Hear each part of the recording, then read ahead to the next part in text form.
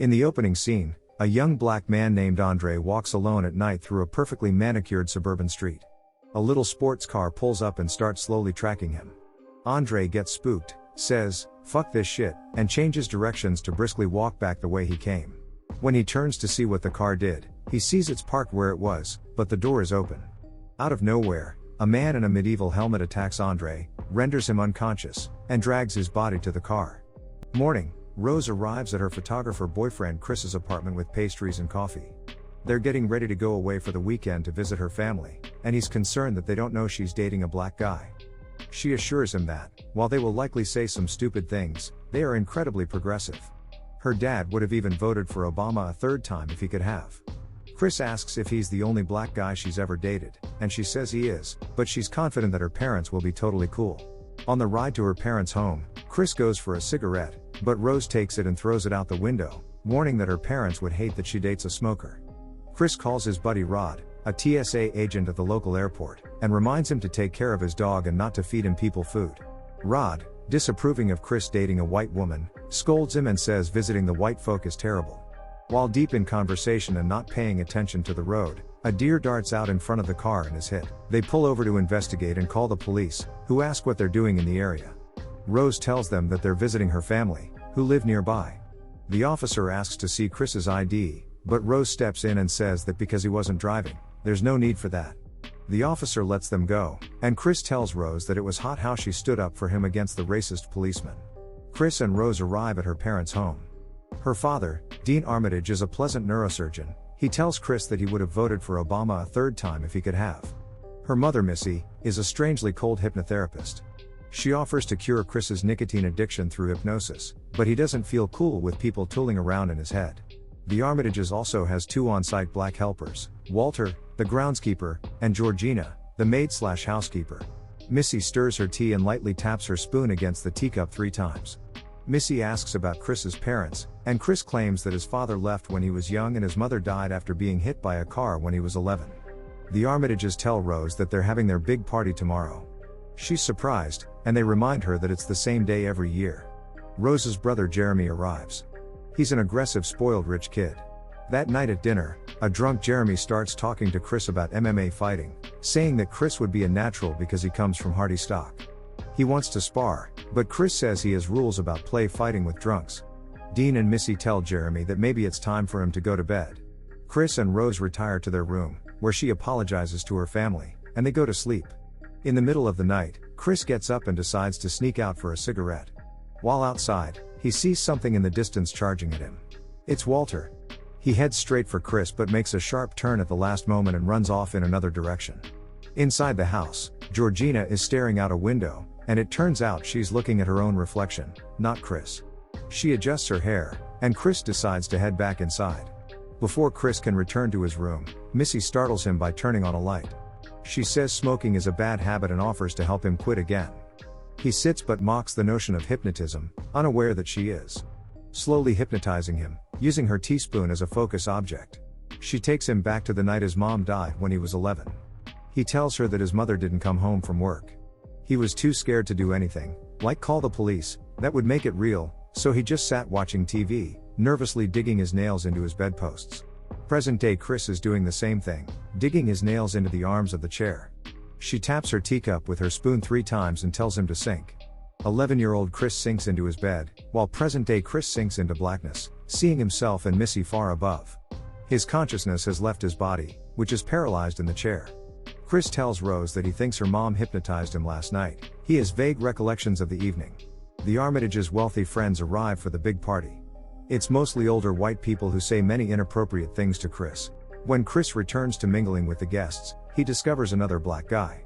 He's about Chris's age, and Chris tries to bond with him, but he is stiff and unnatural like Walter and Georgina.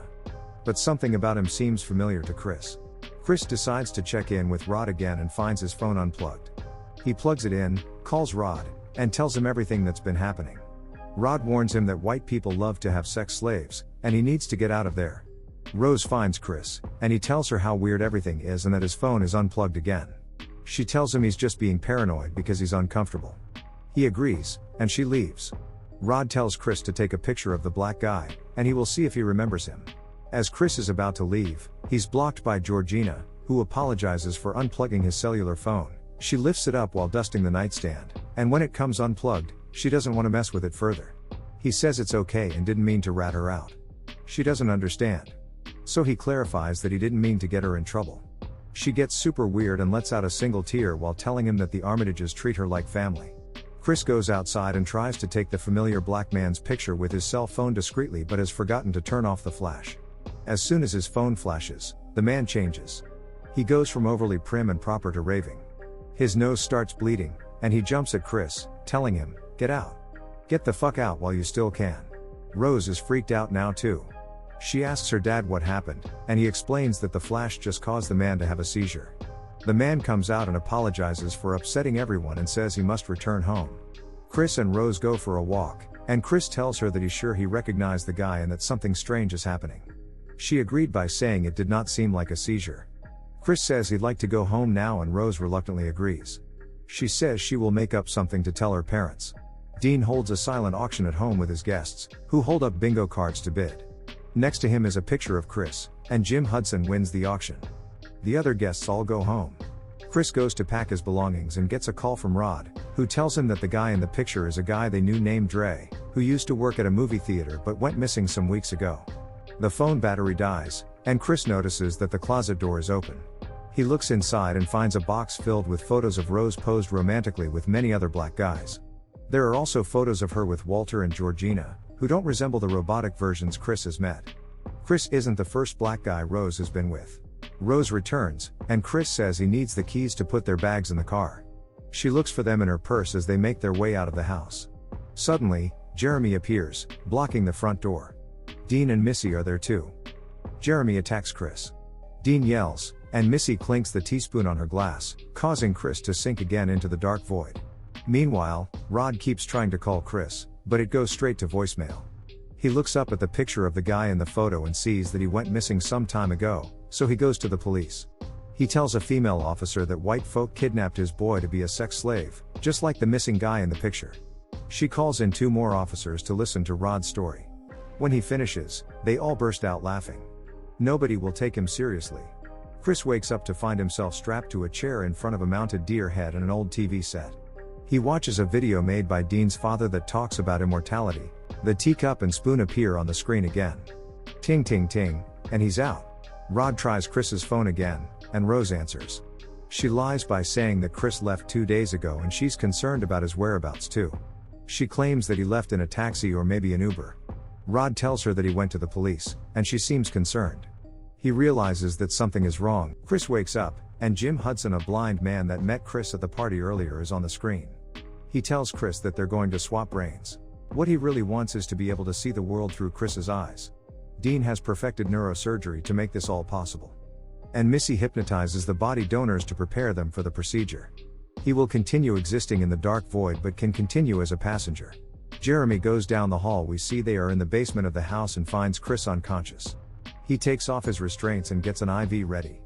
Chris wasn't unconscious. After all, he'd stuffed padding from the chair in his ears to block the sound of the teaspoon. He knocks out Jeremy. Dean calls for Jeremy and goes out of the lab area to look for him, and Chris rushes him and impales him with the deer antlers from the other room. Rose has earbuds in and isn't aware of any of this. While she listens to music, she is Googling images of handsome-looking black men in good shape. Chris goes upstairs and finds Missy. She goes for the teacup and spoon, but Chris beats her to them and smashes the cup. Instead, she attacks him with a knife, but he turns it on her and stabs her. Chris goes for the front door again, but Jeremy has returned. They struggle, but finally he manages to run outside. Gets into Jeremy's car, and the medieval helmet from earlier is on the passenger seat. He starts down the driveway but hits Georgina. He can't just let her lie there like he did his mom, so he gets her in the car and continues down the driveway. She wakes up and attacks him. In the process, her wig falls off, and we see a scar across her head from a brain transplant. They crash into a tree, and she dies. Rose is coming after Chris with a rifle. He begs her to stop. From out of nowhere, Walter runs past Rose in pursuit of Chris, and Rose says, "Get him," as he tackles Chris. They wrestle on the ground, and Chris takes his picture. Walter turns and asks Rose for her rifle, and she gives it to him, and he shoots her in the stomach before turning the gun on himself. Rose is on the ground bleeding out. She tries to reach for the rifle, but Chris bats it away. As he bends over her, Rose puts a hand on his cheek and tells Chris she loves him. Chris starts to choke Rose but stops, he can't go through with it. A police car pulls up. Rose calls weakly for help, knowing the local police will throw Chris in jail. But it's Rod stepping out of the police car, and Chris gets into it. Rod looks at the chaos and says, "Man, I told you not to go in that house." When Chris asks Rod how he found him, Rod explains that he works for the TSA and that everything will be alright. Rose smiles with her last breath as Rod and Chris drive away into the night.